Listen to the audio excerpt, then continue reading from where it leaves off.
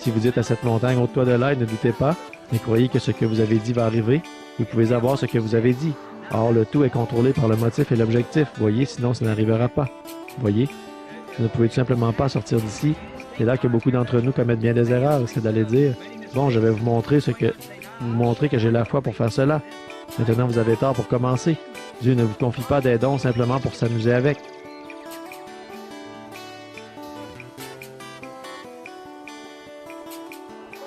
Ézéchias a été avisé de mettre sa maison en ordre et de se préparer parce qu'il devait rencontrer son Créateur.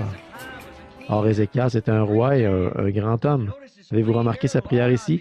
Seigneur, je te supplie de te souvenir de moi. J'ai marché devant toi avec un cœur intègre. Quel témoignage c'est pour nous aujourd'hui? Ça devrait l'être, un homme qui marche devant Dieu. Même la mort avait été prononcée sur l'homme et pourtant Dieu a changé d'avis à son sujet parce qu'Ézéchias voulait faire quelque chose. Et Dieu a dit qu'il nous accorderait les désirs de notre cœur. Le temps d'Ézéchias était venu et il avait un cancer ou autre chose et ils appelaient ça un ulcère en ce jour-là. Mais nous savons que les ulcères ne vous tuent pas habituellement. Les gens se rétablissaient. Mais c'était peut-être un cancer et il s'est ouvert comme un ulcère. Et Dieu a dit à Ésaïe, « Monte et va lui dire qu'il va mourir. » Et Ézéchias avait encore quelque chose qu'il voulait faire. Quand vous plaidez quelque chose devant Dieu, vous devez avoir une raison pour cela. C'est exactement comme cette écriture à laquelle je me réfère si souvent. Si vous dites à cette montagne, ôte-toi de là et ne doutez pas, mais croyez que ce que vous avez dit va arriver, vous pouvez avoir ce que vous avez dit. Or, le tout est contrôlé par le motif et l'objectif, voyez, sinon ça n'arrivera pas. Voyez, vous ne pouvez tout simplement pas sortir d'ici. C'est là que beaucoup d'entre nous commettent bien des erreurs, c'est d'aller dire, bon, je vais vous montrer que j'ai la foi pour faire cela. Maintenant, vous avez tort pour commencer. Dieu ne vous confie pas des dons simplement pour s'amuser avec. Comme je le disais tout à l'heure, il ne vous montre pas des visions juste pour le plaisir. Il n'y a pas de quoi s'amuser avec ça. C'est sacré. Utilisez-le simplement, comme le Seigneur vous l'accordera. Soyez son prisonnier. Peu importe à quel point vous voulez dire à ce type qu'il a tort, qu'est-ce que ceci, cela ou autre, restez tranquille jusqu'à ce que Dieu le dise. Alors quand Dieu le dira, alors vous pourrez venir avec ainsi dit le Seigneur. En attendant, oubliez tout ça. Le monde d'aujourd'hui est exactement comme à l'époque d'Ézéchias. Il a été averti. Il est constamment en train d'être averti. L'Église est en train d'être avertie. Et maintenant, ces choses n'arrivent pas juste par hasard. Elles ont toutes une raison d'être.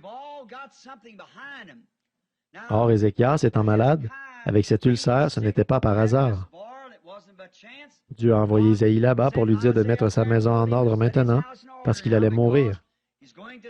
Ézéchias a pleuré et a dit à Dieu, « J'ai marché devant toi avec intégrité de cœur et je te prie d'épargner ma vie pour une cause, une bonne cause, la cause de Dieu. » Dieu a parlé au prophète, il a dit, « Retourne lui dire. »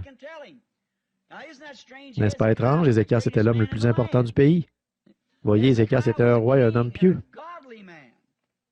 C'était un homme intègre. S'il a pu plaider cela devant Dieu et que Dieu ne l'a pas réprimandé pour cela, j'ai marché devant toi avec un cœur intègre. Or, ça en dit long. Voyez? Et Dieu n'a jamais dit, non, Ézéchias, tu ne l'as pas fait. Mais il a reconnu qu'il l'avait effectivement fait.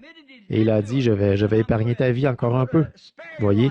Je vais t'accorder ta requête. Voyez? Parce qu'il avait été un homme juste et il avait été un vrai serviteur de Christ.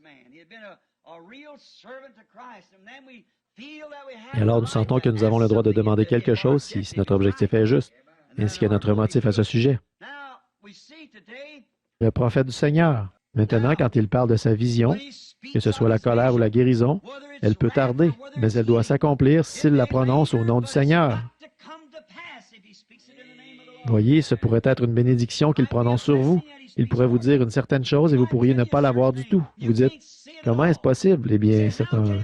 il m'a dit, ainsi dit le Seigneur, ceci va arriver, cela va arriver, et ce n'est pas arrivé. Cet homme a tort. Maintenant, vous serez jugé pour ne pas y avoir cru, mais ça va arriver de toute façon. Voyez, il faut que ça arrive. Même si cela tarde, la Bible dit, cela parlera quand même en sa saison. Cela s'accomplira. Le prophète ne fait que regarder au loin et voir quelque chose. Il parle de ce qu'il regarde. Il ne pense pas à ici et à quoi vous ressemblez maintenant. Il regarde ce que cela va être. Et quand il le prononce, si c'est dans la parole du Seigneur, cela a déjà été prononcé et rien au monde ne peut l'arrêter. Vous voyez, c'est vrai. Seulement Dieu lui-même. Remarquez là, nous voyons que quand il raconte sa vision, c'est ce que fait le prophète. Bon, Parfois, il prononce de bonnes choses, il parle de votre guérison. Très bien, vous pourriez penser, ça ne peut pas arriver si je ne me sens pas mieux. Alors, qu'est-ce que cela fait? Cela ne fait qu'amener le jugement de Dieu sur vous. C'est vrai. Voyez,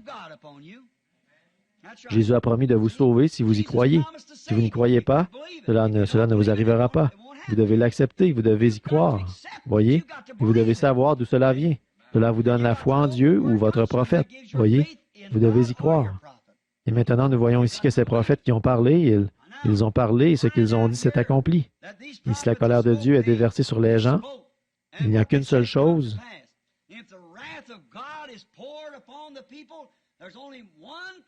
Si ce prophète dit que quelque chose allait arriver, il n'y a qu'une seule chose qui retiendra la main de Dieu, c'est la repentance. C'est la repentance envers Dieu qui retient sa colère. Bon, n'attendez pas qu'elle vienne, faites-le tout de suite. Si Dieu dit quoi que ce soit, faites-le tout de suite.